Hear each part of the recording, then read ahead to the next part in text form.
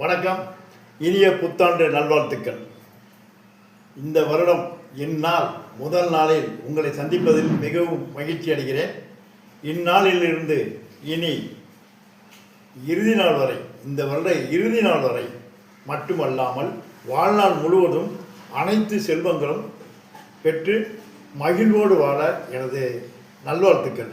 இது புத்தாண்டு வாழ்த்துக்கள் மட்டுமல்ல, உங்களுடைய அன்பின் உபசரிப்பு. எல்லோரும் நல்லா இருக்கீங்களா? கண்டிப்பாக நல்லா இருப்பீங்க.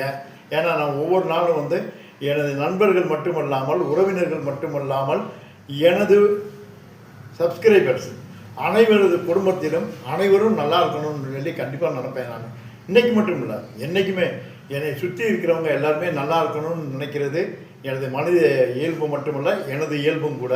நீங்கள் கண்டிப்பாக நல்லா இருப்பீங்க.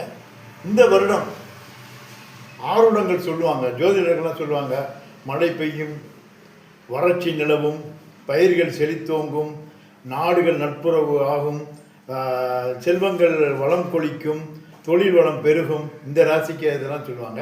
எனக்கு அதெல்லாம் தெரியாது. எல்லாம் நீங்கள் நல்லா இருக்கணுங்க, கடவுள்கிட்ட வேண்டிக்கிறேன். எனக்கு கடவுள் ஒரு நல்லது செய்யணும்னு நினைக்கிறாரு அப்படின்னா அதில் பெயரளவு பாதி எனக்கு போதும்.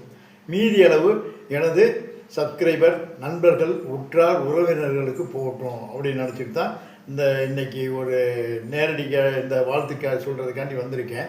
இருந்தாலும் ஆங்கில புத்தாண்டு நமக்கு சொந்தமல்ல, நமக்கு தமிழர்கள் திருநாள், இதில் தான் உங்களுக்கு புத்தாண்டு சித்திரை ஒன்று தான் அப்படின்ட்டு அந்த பாகுபாடே வேண்டாம்.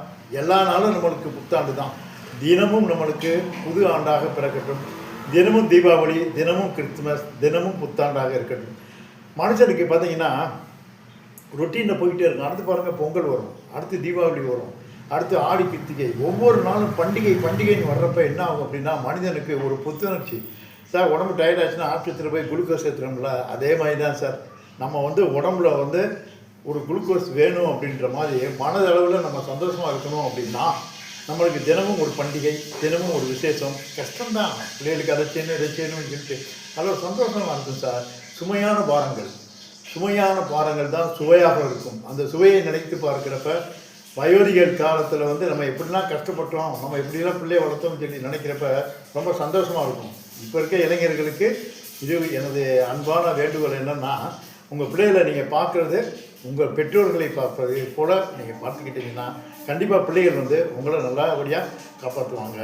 இதுதான் எனது அறிவுரை. இது இன்றைய நாளில் அனைத்து செல்வங்களும் பெற்று நீங்கள் அமோகமாக வாழ எனது நல்வாழ்த்துக்கள். நன்றி, வணக்கம். உங்கள் சந்தனக்கலை.